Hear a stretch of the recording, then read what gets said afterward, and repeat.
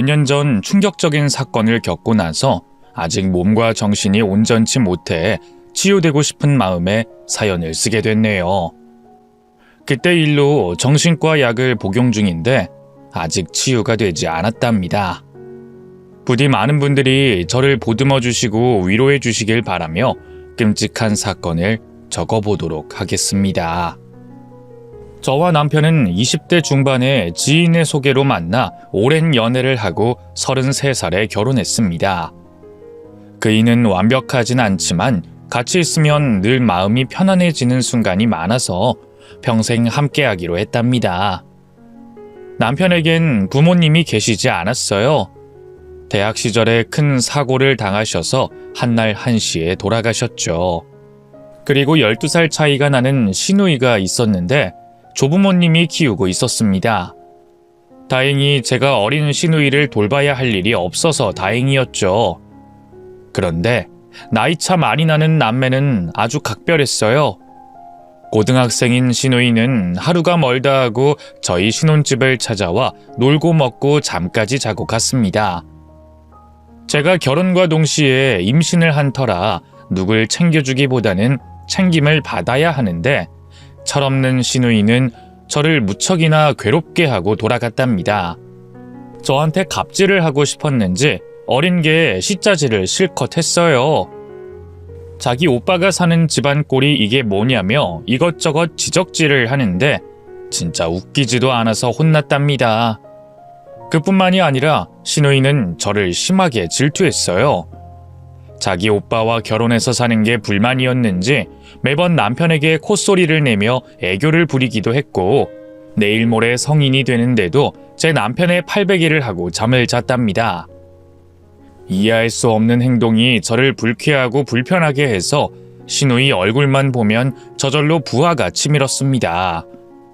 그러다 공부를 지지리 못한 시누이가 지방대에 가게 돼 자취 생활을 하게 됐어요. 그 소식이 얼마나 달가웠던지 4년 동안은 마음 편히 지낼 수 있겠구나 하는 기쁜 마음이 들었습니다. 그래서 전 출산한 아들을 키우며 남편 뒷바라지를 하는 주부로 지냈어요. 몸은 조금 피곤하고 힘들긴 했지만 마음이 상할 일이 없어서 스트레스는 하나도 받지 않았습니다.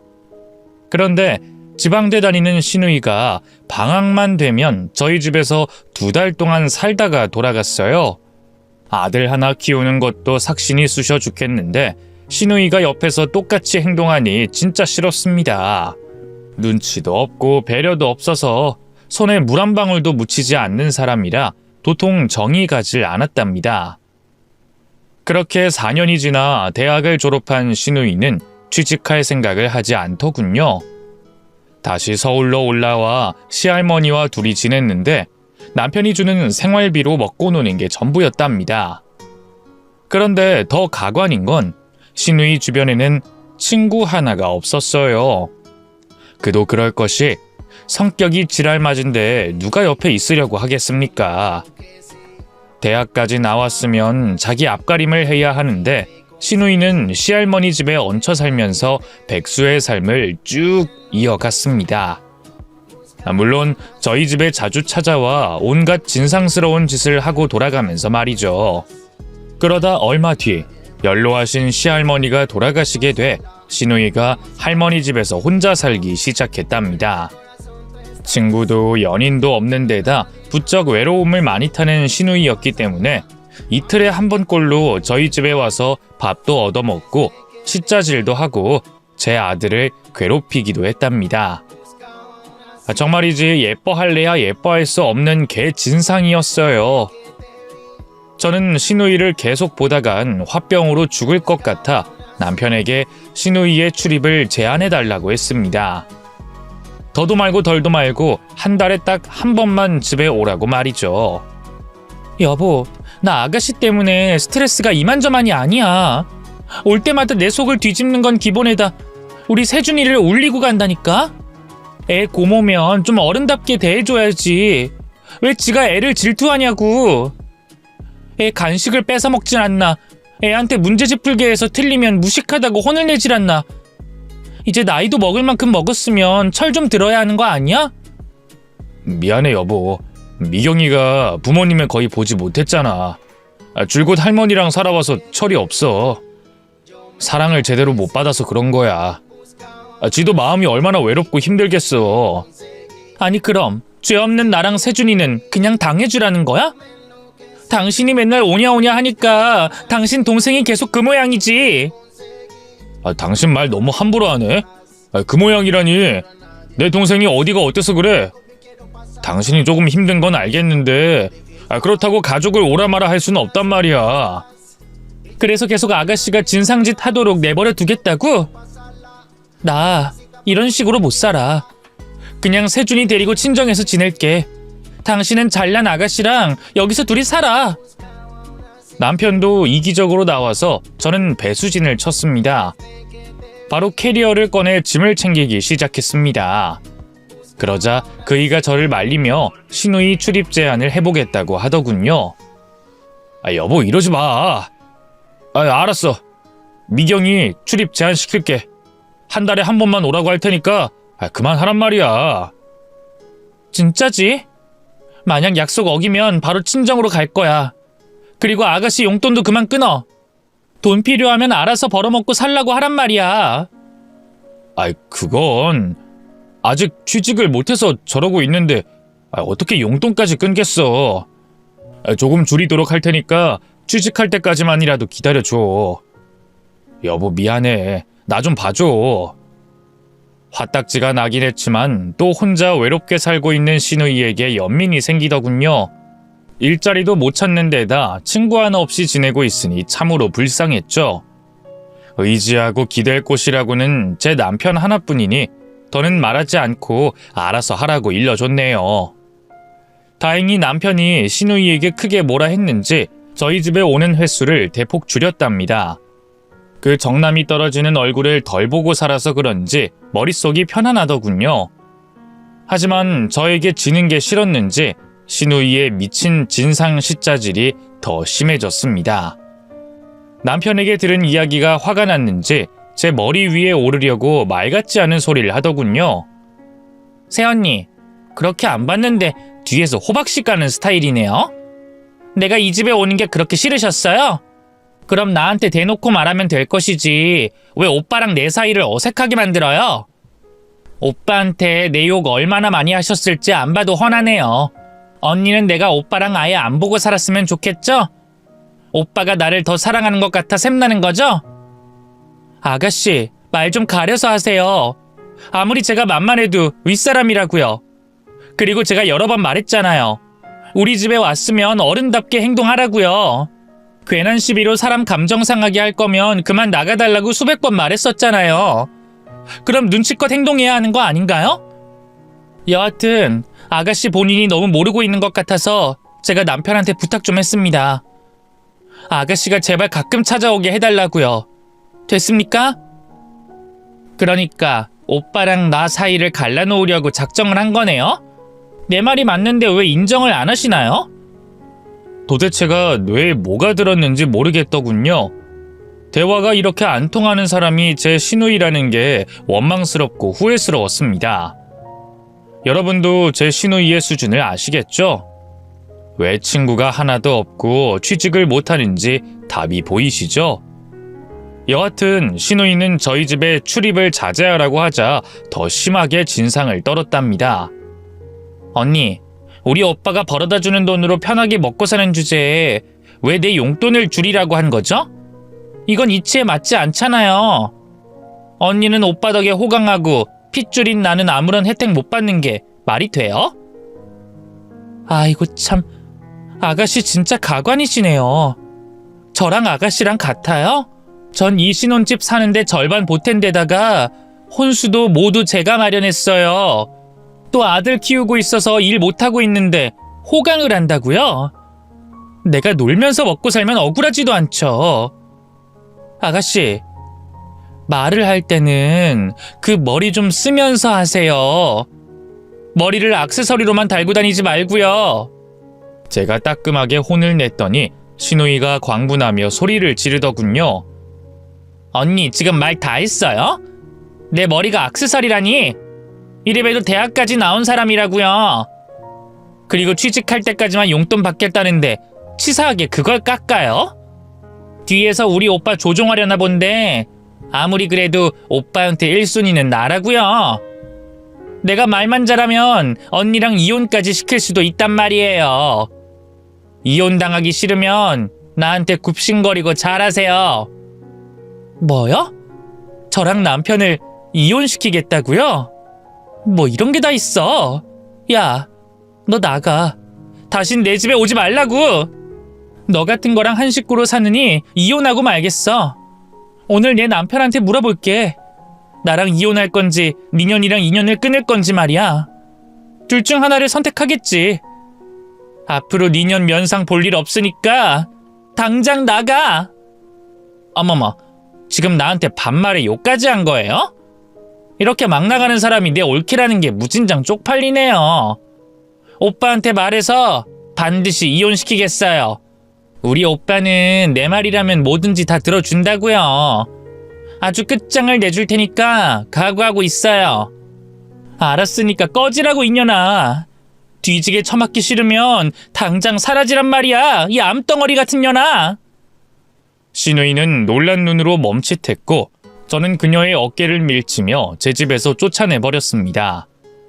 다시 찾아오면 제사치를 준비하고 오라며 강력하게 경고를 하고 현관문을 닫아버렸습니다. 그 일이 있고 나서 신우이는 저희 집에 발길을 끊게 됐어요. 제가 좀 심하긴 했지만 이렇게 마음 편히 지내니 너무 좋더군요. 남편이 밖에서 신우이를 만나든 말든 상관없이 제 눈앞에만 띄지 않으면 좋겠더라고요. 그이는 신우이와 저를 두고 가운데서 중재하느라 마음고생이 좀 심했어요. 어떻게든 화해시키려고 노력하는 게 보였는데 저는 절대로 마음을 풀지 않았습니다. 아가씨 이야기를 꺼내면 불같이 화내며 한 번만 더 말했다가는 친정으로 도망가겠다고 협박까지 했답니다. 그래도 남편은 신우이만 빼면 흠잡을 곳이 없는 사람이었어요.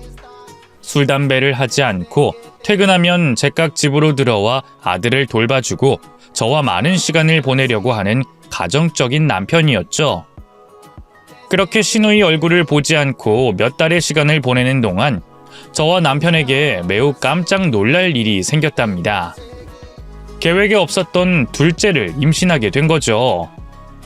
제 나이가 40대 중반인데다 아들이 12살이니 당연히 아이 가질 계획 같은 건 없었는데 그이와 저의 금실이 좋아서 그런지 둘째 아이가 덜컥 생기고 말았답니다.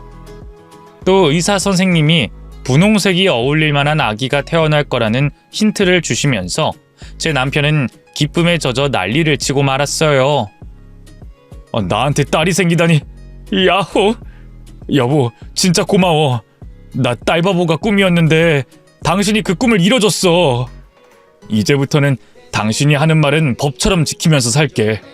그리고 지금보다 더 열심히 사는 가장이 되도록 할 거야. 그렇게 좋아? 그동안 둘째가 짜는 말을 한 번도 하지 않더니 이럴 줄 알았으면 진작에 계획할 걸 그랬나 봐. 그거야 당신이 우리 아들 낳을 때 크게 고생하는 걸 봐서 그렇지. 그때 당신 죽다가 살아났잖아.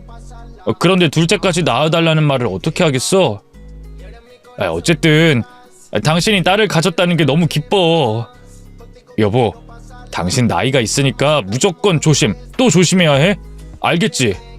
내일부터는 내가 도우미 아주머니 불러줄 테니까 집안일에도 손 떼버려. 왜 이렇게 오바야? 집안 살림 좀 한다고 애 안 떨어져. 그래도 뭐 당신이 그렇게 해주겠다면야 거절할 필요는 없지. 그럼 내일부터 좀 편하게 지내볼까? 그럼 당신 그럴 자격 충분해. 그동안 나 때문에 고생 많이 했는데 임신 때문이라도 편하게 지내야지. 이제부터는 손에 물도 묻히지 마. 당신 남편 꽤 능력 있는 대기업 간부란 말이야. 알았어. 그럼 당신 덕분에 호강 좀 하면서 살아보자. 나 무슨 일 있어도 우리 딸 건강하게 낳아줄 거야. 그래서 남편이 붙여준 가사도우미 덕에 집안일에서 손을 떼고 태교에 전념할 수 있었습니다. 음악을 들으며 낮잠도 잤고 재밌는 영화를 보고 산책을 즐겼으며 또 좋은 걸 많이 보려고 미술관도 자주 찾아갔답니다. 그렇게 한 달을 즐기면서 지내고 있었는데 남편이 시누이를 데리고 집으로 들어오더군요. 만약 임신을 하지 않았더라면 펄쩍 뛰면서 화를 냈겠지만 홀몸이 아니어서 잠자코 있었습니다. 오랜만에 찾아온 시누이는 남편에게 무슨 말을 들었는지 아주 얌전하게 저를 대하더라고요. 언니 축하드려요. 둘째 가지셨다면서요? 언니 몸 조심하세요. 괜히 무리하지 마시고요. 제가 온 김에 살림 좀 도와드리고 갈게요. 네? 아가씨가요? 왜요? 왜긴요. 제 조카를 가지신 분한테 잘해드리고 싶어서 그렇죠. 그리고 제가 언니한테 심하게 대한 걸 후회하고 있다고요. 언니, 이제 와서 하는 말이지만 진짜 죄송했어요. 시누이가 웬일로 먼저 사과를 다 하더군요. 그래서 저도 좋은 마음을 갖는 게 아이한테 더 좋을 것 같아 밝은 미소로 답해줬답니다. 고마워요. 사과해줘서. 그런데 저도 잘한 거 없어요. 아가씨, 지난번에 반말로 막말한 거 사과드릴게요. 역시 새언니는 쿨하다니까. 좋아요, 그럼. 우리 화해한 겁니다. 얼굴 보면서 사는 한 식구로 여겨도 되는 거죠? 그래서 저는 고개를 끄덕이며 사과의 손길을 다시 내밀었습니다. 그러자 시누이가 충격적인 고백을 하더군요. 언니, 저 결혼하게 됐어요. 취직은 고사하게 됐고 좋은 남자 만나서 시집가게 됐네요.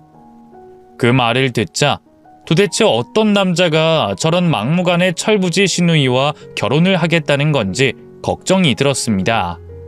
제가 화해를 한 건 어쩔 수 없는 가족이니까 그런 거지만 시누이와 결혼할 남자는 무슨 죄로 결혼까지 하게 됐는지 참으로 불쌍하더군요. 저는 애써 미소를 지으며 축하의 말을 건네줬네요. 아가씨, 진짜 축하해요. 어떤 남자 만났는지 궁금하네요. 언니도 보고 싶죠? 그럼 다음 주에 여기로 데리고 와도 될까요? 음식은 그냥 배달 음식 시키면 되니까 신경 쓰지 않아도 돼요. 아니에요. 가사도우미가 출퇴근하니까 한 상 차려달라고 부탁하면 됩니다. 그러니까 어떤 남잔지 꼭 보여주세요. 아마 깜짝 놀라실걸요? 진짜 멋있는 남자거든요. 저는 억세게 운이 나쁜 남자의 얼굴을 빨리 보고 싶었습니다.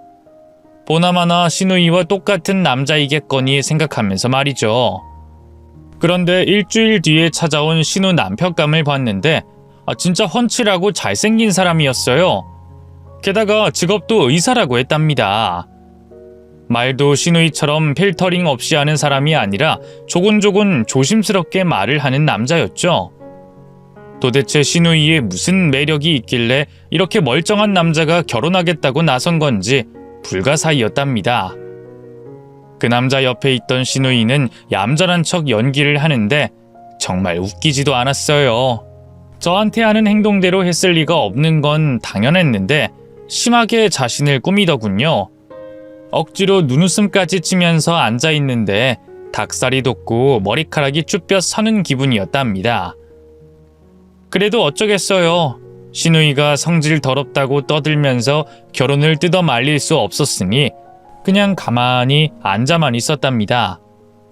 시누이는 의사 남편과 결혼하게 돼서 혼수와 예단으로 많은 돈이 필요했어요. 그런데 앞서 말한 것처럼 취직 한번 해보지 못한 백수에 제 남편에게 용돈을 받아 사는 기생충 같은 여자였기 때문에 이번에도 제 남편에게 손을 벌리게 됐답니다. 저야 당연히 절대 안 된다 고집을 피우려고 했는데 또 저 때문에 결혼을 못한다는 소리를 평생 듣고 살 것 같아서 남편과 상의 끝에 혼수 5천만 원을 주기로 했답니다. 정말 큰 결심이었고 그 돈을 주면서도 아주 크게 후회했답니다. 그래도 다행히 의사 신랑이 마련한 신혼집에 혼수를 채웠는데 뭐가 부족했는지 시누이가 저를 찾아와 돈을 요구하더군요. 새언니, 오빠 돈 관리를 언니가 한다면서요? 내가 마련한 혼수가 많이 모자라서 돈이 좀 더 필요한데 좀 도와주시죠. 네? 아가씨, 그게 무슨 소리예요? 또 돈을 달라뇨. 저희가 드린 5천만 원이면 혼수 마련하기 충분하잖아요. 신혼집이 그렇게 넓지도 않은데 뭘 더 채우려는 거예요? 아가씨, 먼저 드린 5천만 원도 저희가 진짜 큰 결심하고 도와드린 거예요. 그 정도로 고맙게 생각하고 만족하시고 사세요. 아니면 직접 돈을 벌어서 충당하든지 하세요. 언니, 제가 어느 세월에 일을 해서 돈을 벌어요? 이제 결혼식이 코앞인데 좀 도와주세요. 제 남편이 의사니까 금세 돈 갚을 수 있을 거예요. 제 남편은 저밖에 모르는 순둥이라서 해달라는 거 다 해줄 겁니다. 딱 1,000만 원만 보태주세요. 이자까지 얹어서 갚아드릴게요. 저는 100만 원이든 1,000만 원이든 계속 안 된다고 거절했는데 신우이가 마지막 부탁이라며 끝까지 졸라댔습니다. 그래서 결국 신우이를 쫓아내려고 억지로 결정을 내리고 말았네요. 알았어요. 1,000만 원이면 되는 거죠? 그 이상은 안 됩니다. 아가씨, 이제 시집 가면 저희한테 그만 의지하시고 남편이랑 알아서 잘 사세요. 아셨죠? 돈을 빌려주면서 마지막 충고를 해줬습니다. 제발 저희 부부를 괴롭히지 말라는 말을 돌려서 건네줬죠. 그러자 신우이는 고개를 끄덕이며 두 손을 내밀며 돈을 달라고 쫑알거리더군요. 결국 그 자리에서 계좌이체해주고 끝냈습니다. 그런데 며칠 지나지 않아 신우이가 다시 저를 찾아왔습니다. 역시나 결혼 준비하면서 들어가는 돈이 늘어났다며 손을 벌리려고 왔답니다. 새언니, 이번이 마지막이에요. 저도 결혼할 때 이렇게 돈이 많이 들어가는 줄 몰랐네요. 시댁에 예단 들어가야 하는데 돈이 턱없이 부족해요. 의사 집안이니까 아무래도 돈이 많이 드네요. 네? 또요? 도대체 예단을 얼마나 채우길래 그 많은 돈이 모자라다는 거예요? 아가씨, 저희도 그 돈 힘들게 모은 거예요. 또 앞으로는 딸아이까지 태어나면 돈 들어가는 게 2배로 늘어난다고요. 여기서 더는 도와드리지 못합니다. 아가씨가 알아서 대출 받든 뭘 하든 혼자 해결하세요. 제가 으르렁대면서 돈을 빌려주지 못하겠다고 했더니 신우이가 혀를 차며 짜증을 냈습니다. 새언니, 뭔가 착각하시는 것 같은데 그 돈 우리 오빠가 혼자 번 돈이잖아요. 언니는 집에서 살림이나 하면서 왜 오빠 돈을 주네 마네 멋대로 결정하고 그러세요? 아가씨, 이게 어떻게 내 남편 혼자 번 돈이에요? 제가 집에서 내조한 목도 들어있는 돈이라고요. 우리 둘이 같이 번 돈이란 말입니다. 웃겨. 새언니, 진짜 생각하는 게 왜 그 모양이에요? 지금 임신했다고 큰 소리 떵떵거리고 있나 본데 그래봤자 오빠한텐 제가 1순위예요. 제가 예전에도 말했었죠? 언니가 돈을 내놓지 않겠다고 하니까 오빠 직접 만나서 달라고 해야겠어요. 동생 결혼이 중요한지 언니 아기가 중요한지 두고 보자고요. 결혼을 코앞에 둔 예비 신부여도 신우이는 여전히 철딱선이 없는 애 같았습니다. 그리고 말 한마디로 화를 끌어오르게 하는 밉상 중의 밉상이었죠. 여하튼 신우이 말에 기가 막혀서 바로 쫓아내기로 했답니다. 지금 그걸 말이라고 해요? 아가씨,